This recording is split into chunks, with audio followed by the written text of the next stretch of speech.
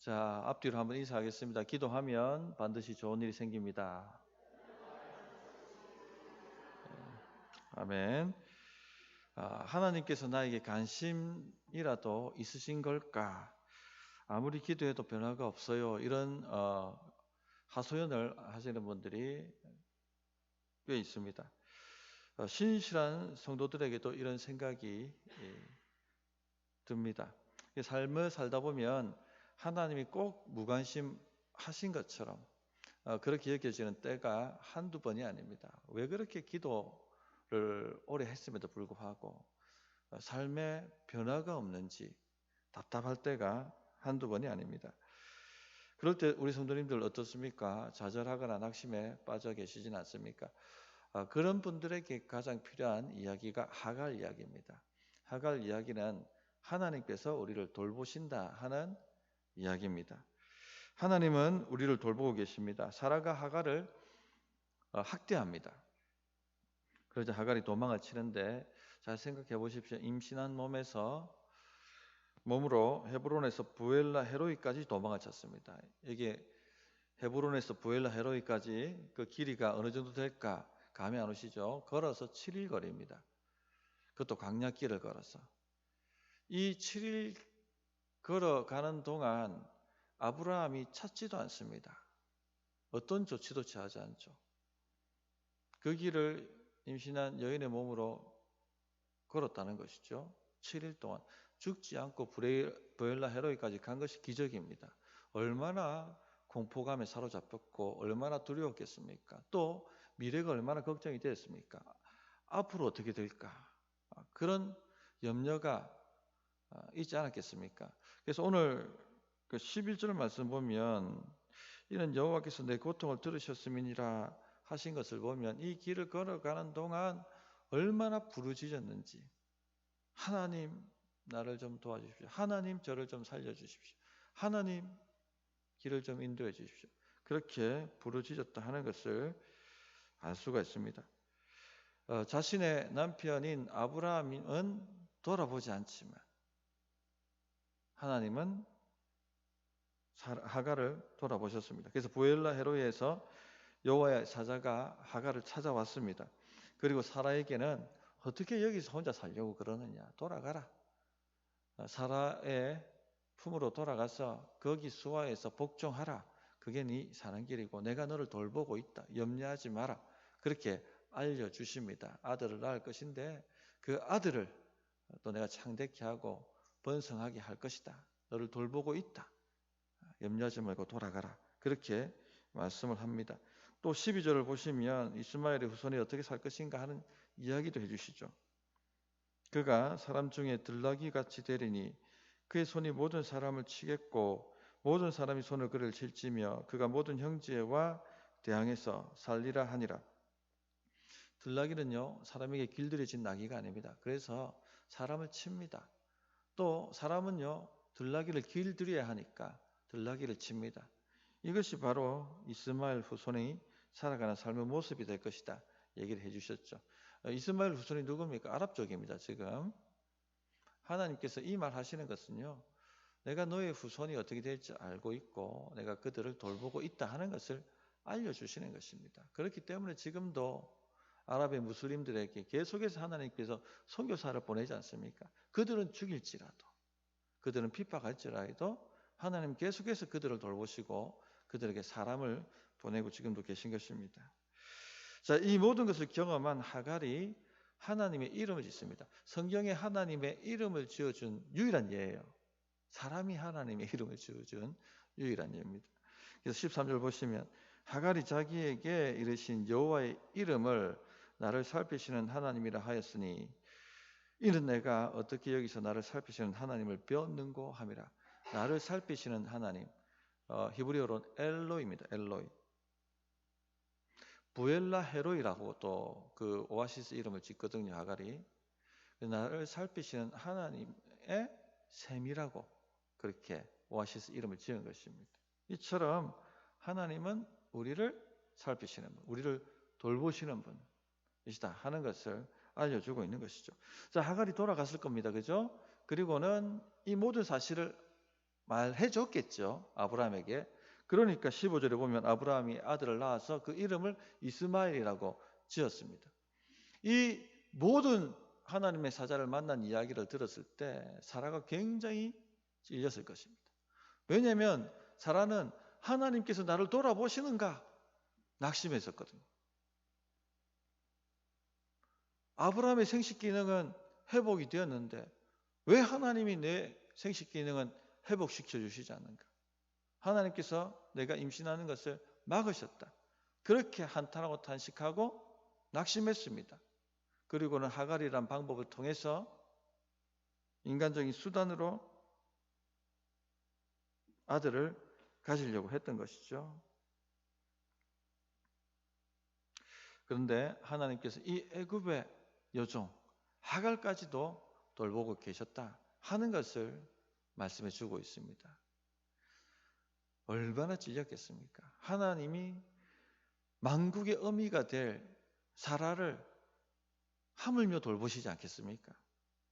그 이야기를 들었을 때 사라가 깊이 깨닫는 바가 있었을 것입니다. 성도님들, 하나님께서 우리를 돌보신다 하는 것이 믿어지지 않으면, 그것이 흔들리기 시작하면요, 사람은 자기 방법을 찾습니다. 자기 살 길을 찾습니다. 사라는 하갈이라는 방법을 사용했고요. 하갈은 어떻게 됩니까? 핍박이 오니까 자기 스스로 광야길을 걸어서 살려고 합니다.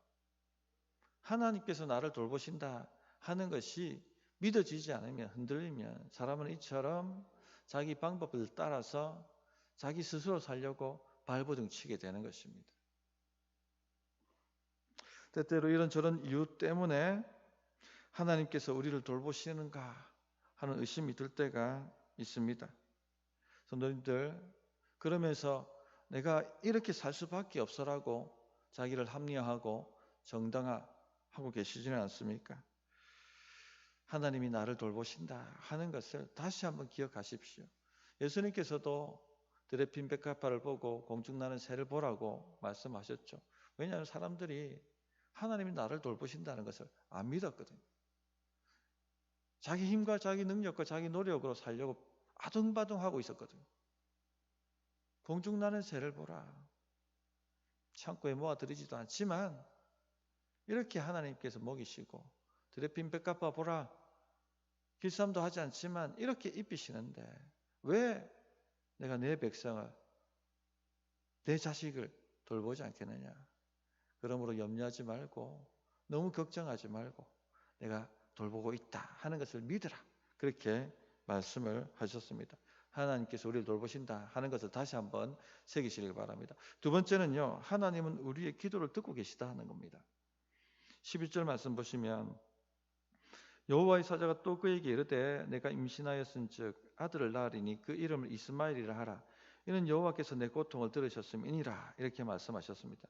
자, 앞에서 이야기했지만 하갈은요, 그 7일간의 공포 속에서 부르짖었습니다. 밤이 되었을 때 얼마나 두려웠겠습니까? 들짐승의 울음소리가 들리고, 먹을 것이 있습니까? 물이 있습니까?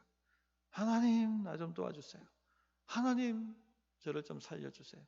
그렇게 부르짖었을 것입니다. 하나님께서 이 모든 기도를 듣고 계셨다라고 말씀하고 있는 것이죠. 그리고 하갈에게 행해야 할 길을 알려주시고 또 장래의 일도 알려주셨습니다. 즉 하나님께서 신실하게 하갈의 기도에 응답하셨다는 것입니다. 성도님들, 하나님은 우리 기도를 다 듣고 계십니다. 아무리 기도해도 하늘의 대공이 하소연하는 것처럼 여겨지고, 아무리 기도해도 변화가 없고, 하나님이 꼭 안 듣고 내 기도만 안 듣고 계신 것 같은데 아닙니다. 다 듣고 계시다는 것입니다. 하나님이 듣고 계시다는 말은요, 하나님이 응답하신다는 것입니다. 그래서 요한일서 5장 15절에 보면 우리가 무엇이든지 구하는 바를 들으시는 줄을 안즉 우리가 그에게 구한 그것을 얻을 줄을 또한 아느니라. 이렇게 말씀하셨어요. 하나님이 우리가 기도하는 걸 들으시는 줄을 우리가 안즉, 하나님이 들으셨다면 응답하신다 반드시 하는 것을 내가 안다. 이렇게 말씀하고 있습니다. 성도님들, 오랜 기도 제목 가지고 실험하고 계신 분들, 하나님이 정말 들으시는가? 이 기도에 대해서 하나님이 귀를 기울이시는가 의심하지 마십시오. 하나님은 다 듣고 계십니다. 절대 성도가 드리는 기도는요, 땅에 떨어지는 법이 없습니다. 반드시 하늘 보좌에 올라갑니다. 하나님이 다 듣고 계시고 하나님이 들으셨다면 하나님의 때에 응답이 온다는 것입니다. 앞에서 말씀드렸습니다만 사라는요, 하나님께서 자신의 기도를 안 들으신다 생각했습니다. 왜 나의 생식 기능은 회복되지 않습니까? 왜 하나님이 내 길은 막습니까? 왜 나의 임신은 막습니까? 그렇게 한탄했습니다. 하나님이 안 듣고 계신다고 생각하니까 자기 방법으로 돌아갔던 것이죠. 그러나 하나님께서 이 하갈의 이야기를 통해서 이건 하갈만의 문제가 아니라 사라를 살피시는 하나님의 놀라운 은혜입니다. 내가 너를 듣고 있고 너의 기도에 응답할 것이다 하는 것을 알려주고 있는 것이죠. 자, 하나님께서 하갈이 낳을 아이의 이름을 이스마엘이라 지으라고 말씀하셨어요. 이것도 참 하나님의 놀라운 교훈이 담겨 있는 이름입니다. 이스마엘 뜻이 뭡니까? 하나님이 듣고 계시다는 거거든요. 하나님이 들으신다. 아이가 났을 겁니다. 아이가 났으니까 아브라함이 이스마엘하고 불렀을 거고 다른 종들도 이스마엘이라고 불렀을 거고 모든 사람들이 이 아이를 보고 이스마엘이라고 불렀을 것입니다. 뭡니까? 하나님이 듣고 계시다. 하나님이 듣고 계시다. 하나님이 듣고 계시다. 여기서도 하나님이 듣고 계시다. 저기서도 하나님 듣고 계시다. 사라가 정신이 바짝 들었을 것입니다. 하나님은 우리 기도를 듣고 계십니다. 근데 때때로 기도할 때 기도가 내가 원했던 타임에 오지 않을 때 뭔가 상황이 변화가 없을 때 우리 마음에 의심의 소리가 들립니다. 매번 그렇습니다. 얼마 전에 저도 기도하는 제목이 있습니다. 아무리 기도해도 변화가 없는 거예요. 이 방법으로 기도하고 대적 기도도 해보고 방언으로도 기도해보고 붙들고도 기도해보고 선포도 해보고 근데 지금까지 상황이 변화되지 않습니다. 낙심이 찾아오는 거예요. 그런데 또 하나님은 항상 우리에게 믿음을 주시거든요. 몇 달 전입니까? 우리 수요 기도회 때 이제 역전되리라 하는 찬양을 박영희 목사님이 불렀습니다. 근데 그 가사가 탁 하고 이렇게 마음에 다가오는 거예요. 마음을 뺏기지 마라. 내가 널 도우지 않는다는 소리에 너의 모든 게 불리해도 너는 기도를 계속해라. 너 기도를 멈추지 마라. 내가 너의 모든 상황을 바로 역전시키리니 너는 기도를 멈추지 마라. 내가 잠시도 쉬지 않고 모든 걸 지켜보고 있으니 바로 역전되리라. 오늘 말씀하고 완전히 매칭이 되는 거죠. 내가 지켜보고 있고 내가 돌보고 있고 내가 살피고 있다. 하나님이 돕지 않는다는 소리, 그 소리에 귀를 기울이지 마라. 마귀는요, 조그만 하나님의 응답이 늦어져도 하나님이 널 돌보지 않으신다라고 속삭입니다. 하나님께서 내 기도를 듣지 않고 계시다라고 속삭입니다. 이건 항상 옵니다. 믿음으로 대응을 하셔야 됩니다. 그래서 이 찬양을 갖다가 유튜브에 찾아봤어요. 그리고는 듣고 제 목양실에서 부르면 또 감동이었잖아요. 그러면 또 기도하고 한 2, 3일 했더니 마음의 의심은 다 날아가고 하나님이 듣고 계시고 반드시 때가 되면 응답을 하신다 하는 믿음을 주셨습니다. 성도님들, 혹시 오래된 기도 제목 때문에 하나님 지금 듣고 계신가 하는 마음이 의심이 들고 계시다면요, 이렇게 믿음을 일으키십시오. 하나님은 듣고 계시고 반드시 응답하십니다. 세 번째, 하나님 우리를 찾아오신다는 것이죠. 6절 말씀 보시면 아브라함이 사라에게 이르되 당신의 여종은 당신의 수중에 있으니 당신의 눈에 좋을 대로 그에게 행하라 하매 사라가 하갈을 학대하였더니 하갈이 사라 앞에서 도망하였더라. 참 아브라함 무책임합니다. 당신 마음대로 하세요. 여종이니까. 이렇게 얘기를 하죠. 사라가 굉장히 심하게 구박을 합니다. 그래도 임신한 사람입니다. 이 아이가 어떻게 되면 큰일 나는 거지 않습니까? 그런데 구박을 했습니다. 너무 심하게 구박하니까 살기 위해서 하갈이 도망을 쳤습니다. 물론 5절을 보면 내가 받은 모욕은 당신이 받아야 옳도다라고 사라가 말을 하죠. 아브라함에게. 그가 자기의 임신함을 알고 나를 멸시하니라고 말하고 있습니다. 아마 하갈이 임신하니까 아브라함이 본처처럼 하갈을 대했던 것 같습니다. 그러니까 이제 사라가 뚜껑이 열린 것이죠. 어떻게 이렇게 할 수 있느냐? 어떻게 나를 이렇게 모욕하고 멸시할 수 있느냐? 그래서 이제 뚜껑이 열린 것입니다. 사라 입장에서는 충분히 이해가 될 수 있는 대목입니다. 자, 그러나 사실 이것은 사라가 자초한 일이었지 않습니까? 창세기 15장 4절에 하나님께서 아브라함과 사라에게서 나는 자식이 내 후손이 될 것이라고 약속해 주셨습니다. 그런데 믿지를 않았죠. 아브라함의 생식 기능이 회복되는 것을 보고도 자신의 생식 기능이 회복될 것이라는 것을 믿지를 않았습니다. 그래서 인간적 방법으로 하갈을 택해서 아들을 보려고 했던 것이죠. 이것은 자기가 심은 것을 그대로 거둔 것입니다.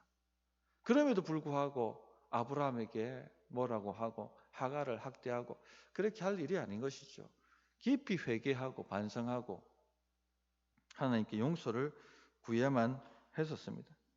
어쨌든 간에 이렇게 되어서 하갈은 헤브론에서 부엘라 헤로이까지 7일간 도망을 쳐야 됐습니다. 이 7일 동안 홀몸도 아닌데 아무도 찾지 않았습니다. 그리고 자기 자식을 뵌 사람인데 아브라함이 이렇게 냉정합니다. 찾지를 않았습니다. 7일 동안. 조금만 추적을 하면 찾아낼 수 있었을 것입니다. 그러나 찾지를 않았던 것이죠. 사라도 아무 조치를 취하지 않습니다.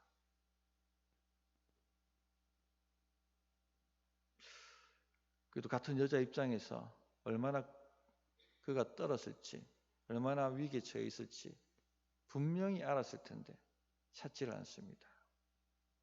아마 죽으면 좋았겠다 이런 생각을 했는지도 모르겠습니다. 모두 무관심했습니다. 어쩌면 애굽에서 사온 여종이기 때문에 상관없다. 그가 어떻게 되든지 이런 생각을 했는지도 모르겠습니다. 그러나 아무도 찾지 않는 이 애굽의 여종 하갈을 하나님께서 찾아오셨다는 것입니다. 7절에 보면 여호와의 사자가 광야의 샘물 곁 곧 술길 샘 곁에서 그를 만나 그리고는요 놀랍게도 하갈의 이름을 불러줍니다. 8절 보시면 이르되 사라의 여종 하갈아 내가 어디서 왔으며 어디로 가느냐 그가 이르되 나는 내 주인 여주인 사라를 피하여 도망하나이다. 여종 하갈의 이름을 아시고 이름을 불러주셨다는 것입니다.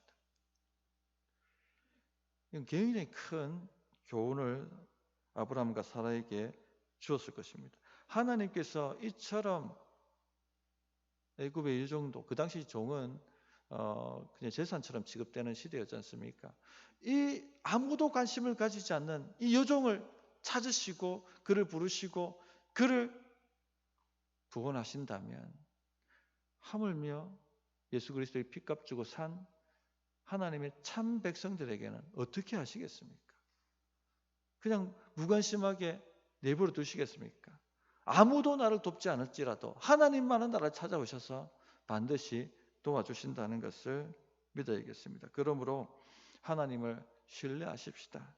하나님이 널 도우지 않는다는 그런 소리가 우리 마음에 들려온다면 귀 기울이지 마시고 아니 하나님은 반드시 나를 찾아오시고 하나님은 반드시 나를 돌보시고 하나님은 반드시 내 기도에 응답하신다라고 말할 수 있기를 바랍니다. 오늘 기도하실 때 중요한 건 믿음으로 기도하는 거예요. 의심하고 낙심한 채로 기도하는 것은 소용이 없습니다. 하나님 믿음 주십시오. 하나님 나를 돌보시는 줄 믿고 내 기도를 들으시는 줄 믿습니다. 하나님 나를 찾아오시는 줄 믿습니다. 하나님 응답하실 줄 믿습니다. 하고 믿음으로 부르짖는 그런 기도의 시간이 되기를 바랍니다. 자, 말씀을 붙들고 기도하십시다.